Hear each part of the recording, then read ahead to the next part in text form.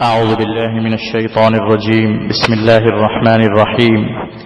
الطلاق مرتان فإمساك بمعروف أو تسريح بإحسان ولا يحل لكم أن تأخذوا مما آتيتموهن شيئا إلا أن يخافا ألا يقيما حدود الله فإن خفتم ألا يقيما حدود الله فلا جناح عليهما فيما افتدت به تلك حدود الله فلا تعتدوها ومن يتعد حدود الله فأولئك هم الظالمون.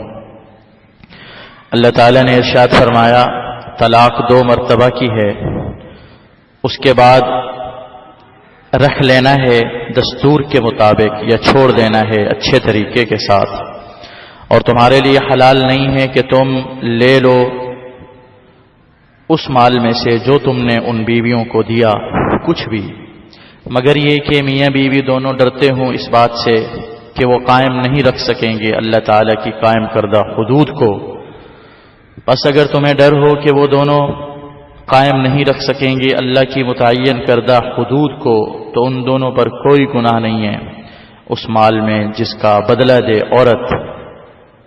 یہ اللہ تعالیٰ کی حدود ہیں، بس تم ان سے آگے مت بڑھو، اور جو کوئی بھی اللہ کی حدود سے آگے بڑھے گا بس یہی وہ لوگ ہیں جو ظلم کرنے والے ہیں. اب طلاق مرتان، طلاق 2 مرتبہ ہے. اس سے مراد طلاق رجعی ہے، وہ طلاق جس کے بعد رجوع کیا جا سکتا ہو.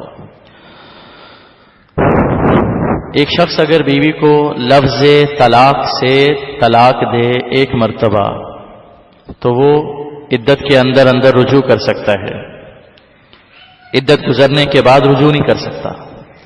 اب اگر اس نے دوسری طلاق دے دی اب بھی رجوع کا حق اس کے پاس باقی ہے، لیکن اگر تیسری طلاق دے دی اب رجوع کا حق باقی نہیں رہے گا. تو 2 طلاقوں کے بعد 2 طلاقوں سے مراد بھی طلاق رجعی ہیں، اس کے بعد رجوع کا حق حاصل ہوتا ہے، رجوع کیا جا سکتا ہے عدت کے اندر. اللہ رب العزت نے 2 مرتبہ کی طلاقوں میں یہ لچک رکھ دی ہے، سہولت رکھ دی ہے، آسانی رکھ دی کہ اس سے نکاح بالکل ختم نہیں ہوتا، بلکہ عدت پوری ہونے تک مرد کو اختیار ہے کہ رجوع کر لے، اپنی نکاح میں بیوی کو روک لے، اور اگر رجوع نہیں کرے گا عدت پوری ہو جائے گی تو نکاح ختم ہو جائے گا. اور رجوع کرنے کا طریقہ یہ ہے کہ عدت گزرنے سے پہلے یا تو شوہر زبان سے کہہ دے کہ میں نے تم سے رجوع کر لیا، یا بیوی سے ہم بستری کر لے یا اس کے قریب ہو جائے. اس طرح سے پہلا نکاح برقرار رہتا ہے. اور رجوع کرنے کا مقصد یہ ہوتا ہے کہ بیوی کے حقوق ادا کیے جائیں. یہ مقصود نہ ہو کہ رجوع کر لیں اور پھر بیوی کو رکھے اور تنگ کرے اور اس پر ظلم و زیادتی کرے.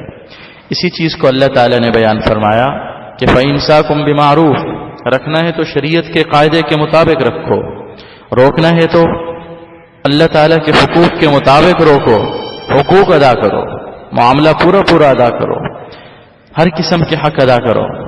اور اگر تم نہیں رکھنا چاہتے تو پھر اچھے طریقے سے چھوڑ دو. قرآن کریم کا اسلوب دیکھیں آپ کہ رکھنا ہے تو اچھے طریقے سے رکھو، اور اگر نہیں رکھنا چاہتے، نباہ مشکل ہو رہا ہے، چھوڑنا چاہتے ہو، چھوڑو بھی اچھے طریقے سے. یہ نہیں کہ ایک دوسرے پر الزام تراشیاں کرو، ایک دوسرے کو برا بھلا کہو، ایک دوسرے کو گالم گلوچ کرو، بد اخلاقیاں کرو. ہمارے معاشرے میں آپ دیکھیں جب نباہ نہیں ہوتا، جدائیاں اختیار کی جاتی ہیں تو اخلاق، ہر قسم کے اخلاق توڑ دیے جاتے ہیں، ہر قسم کی بد اخلاقی کی جاتی ہے جانبین سے، ہر قسم کی بےہودگی کی جاتی ہے جانبین سے. لڑکا لڑکی پر الزامات لگاتا ہے، لڑکی لڑکے پر الزامات لگاتی ہے، دونوں کے خاندان ایک دوسرے پر الزامات لگاتے ہیں اپنے آپ کو اچھا ثابت کرنے کے لیے، دوسرے کو غلط ثابت کرنے کے لیے. حد درجہ بےہودگی والی الزامات، بہتان اور الزامات لگائے جاتے ہیں جس کو سوچ کر بھی آدمی کو شرم آئے، چہ جائے کہ لوگ اس کو بیان کریں. تو لوگ بیان، یہ بد اخلاقی کی انتہا ہوتی ہے.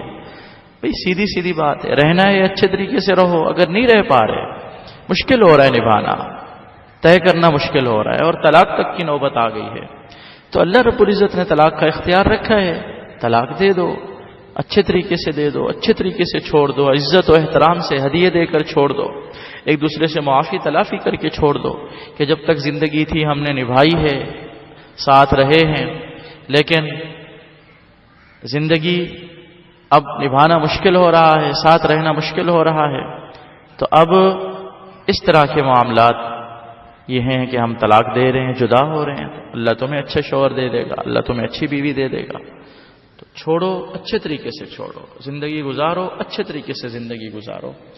ابتدائی طور سے ابتدائی آیت کے حصے کے اندر یہ چیز بیان ہوئی ہے، بقیہ آگے کس چیز کا بیان ہے وہ انشاءاللہ کل بیان